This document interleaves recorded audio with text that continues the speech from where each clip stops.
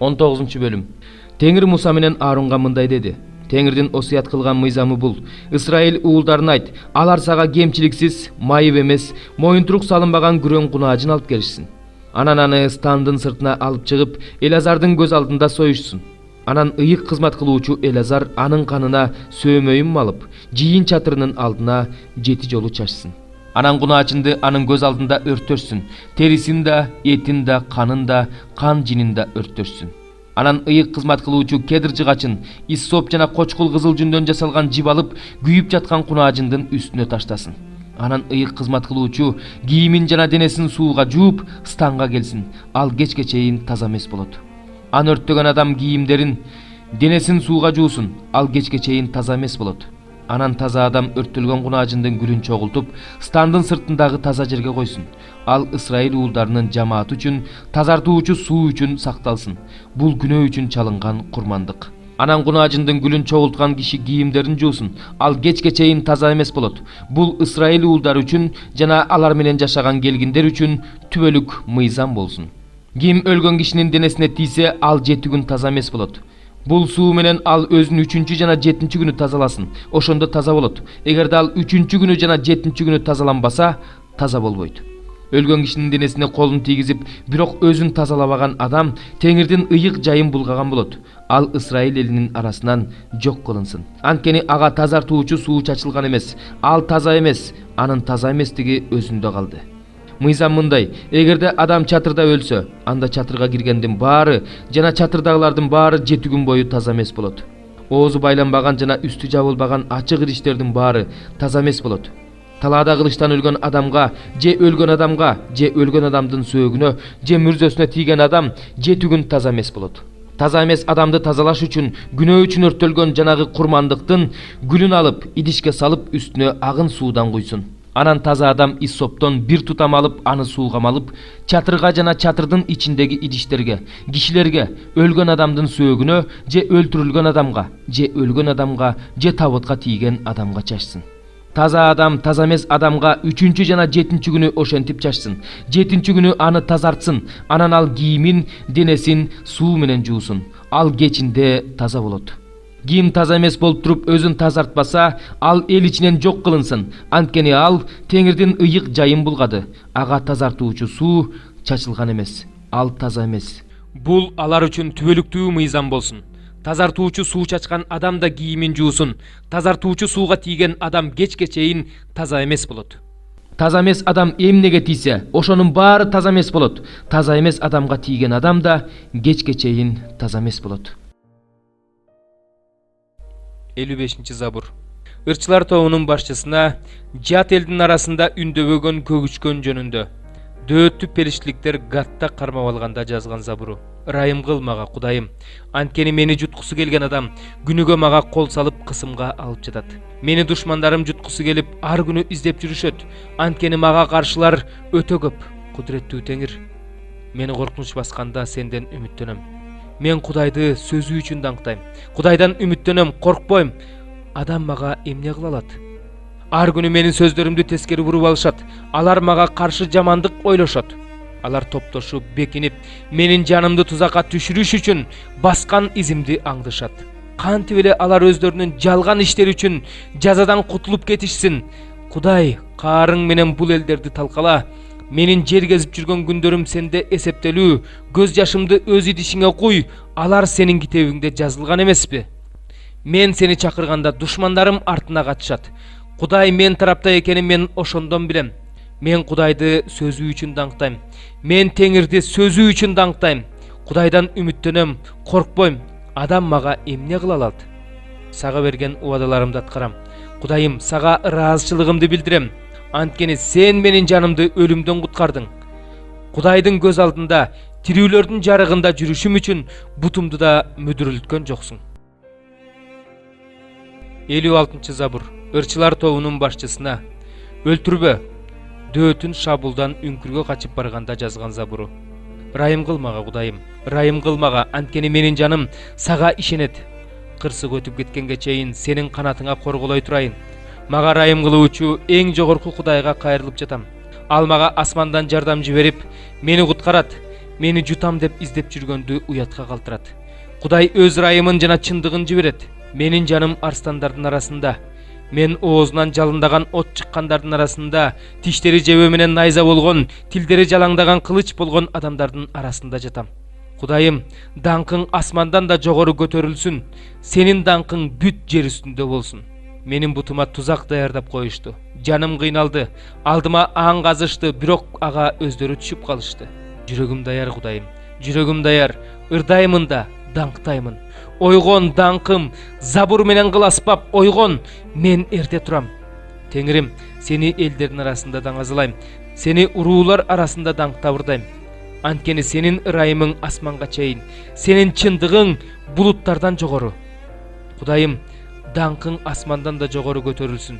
Сенин даңкың бүт жер үстүндө болсун. 8-бөлүм. Теңир мага бир чоң түрмөк кагаз ал. Ага адамдар жазган жазуу менен Майер шалал хаш бас деп жаз деп айтты. Ошондо мен жаныма ишенимдүү күбөлөрдү, ыйык кызмат кылуучу Ури менен Жеберехия уулу Захарияны алдым. Анан пайгамбар аялга келдим. Ал кош бойлуу болуп уул төрөдү. Теңир мага баланын атын Майер шалал хаш бас деп кой деди. Анткени бул бала ата апа деп айтылганга чейин Дамасктын байлыгы менен Самариянын олжолорун Ашур падышасынын алдына көтөрүп барышат. Теңир мага сүйлөгөнүн улантып дагы мындай деди. Бул эл жай аккан Шиловактын сууларын барктабай, Ретсинге жана Ремалиянын уулуна суктанган үчүн Теңир бул элге буркан шаркан түшүп аккан чоң дарыяны, Ашур падышасын бүт атак даңкы менен каптатат. Ошондо ал өзүнүн нугунан көтөрүлүп, жээктеринен ашып ташыйт.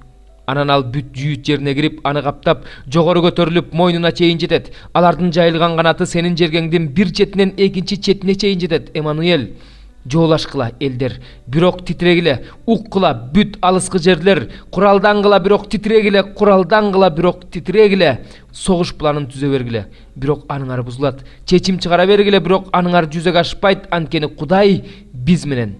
Анткени Теңир өзүнүн күчтүү колун менин үстүмө коюп, бул элдин жолу менен жүрбө деп эскертип, мындай деди. Бул эл чыккынчылык деп эсептегендин баарын эле чыккынчылык деп эсептей бербегиле. Бул эл корккон нерседен коркпогула да, үрөйүңөрдү учурбагыла. Себайот Теңирди, аны ыйык туткула. Ал силердин коркунучуңар, ал силердин титирөөңөр. Ал Исраилдин эки уруусу үчүн ыйык жай, мүдүрүлтө турган таш азгыруучу аска болот. Иерусалимде жашагандар үчүн сыйыртмак, жайылган тор болот. Алардын көбү мүдүрүлөт, жыгылат, талкаланат, жайылган торго чалынат жана колго түшөт. Күбөлөндүрүүнү сакта. Менин шакирттеримдин көзүнчө мыйзамга мөөр бас. Мен Жакыптын тукумунан өз жүзүн жашырган Теңирге ишенем, андан үмүт кылам. Мына мен жана Кудай берген менин балдарым, биз Сион тоосунда жашаган Себайот Теңирдин Исраилга берген аяны жана белгиси болобуз. Силерге өлгөндөрдү чакыргандарга, сыйкырчыларга, күбүрөп шыбырагандарга жана ичинен сүйлөгөндөргө кайрылгыла дешкенде, силер эл өз Кудайына кайрылууга тийиш эмеспи? Өлгөндөрдөн тирүүлөр жөнүндө сурамак беле деп жооп бергиле. Мыйзам менен күбөлөндүрүүгө кайрылгыла. Эгерде алар бул сөздү айтпаса, анда аларда жарык жок. Алар жер үстүндө аyoосу сезилип, аш-жалаңаш тентишет жана ачкачылык учурунда ачууланышып, өз падышасы менен өз Кудайына акарат келтиришет. Асманга көз чаптырышат, жерди карашат. Кайгы жана караңгылык, коюу караңгылык. Алар караңгылыкка кулатылат. Бирок азыр коюу караңгылык каптаган жерде дайыма эле караңгылык боло бербейт.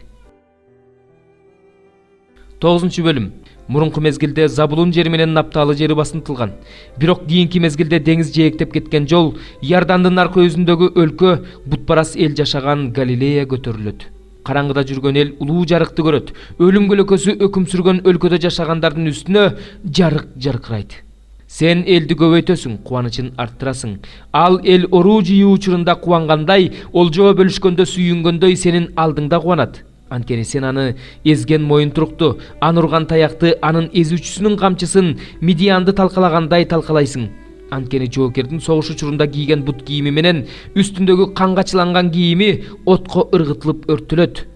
Анткени бизге наристе төрөлдү, бизге уул берилди. Бийлик кылуу анын ийнинде, ага кереметтүү, кеңешчи, күчтүү Кудай, түбөлүктүн атасы, тынчтыктын төрөсү деген ат коюлат.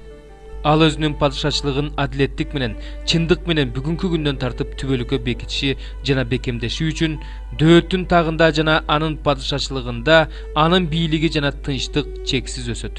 Муну Себайот Теңирдин кызганычы ишке ашырат. Экинчи бөлүм.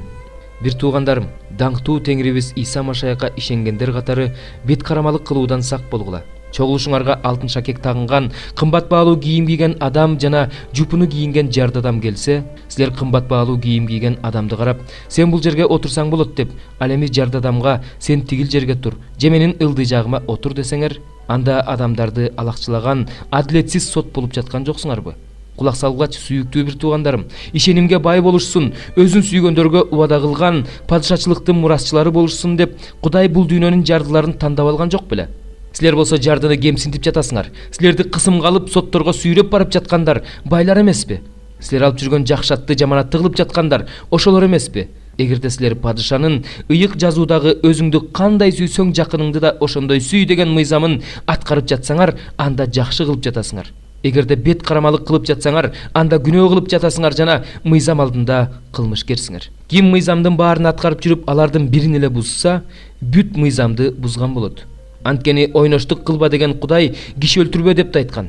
Эгерде сен ойноштук кылбасаң, бирок киши ылтүрсөң, баары бир мыйзамды бузуучу болосуң.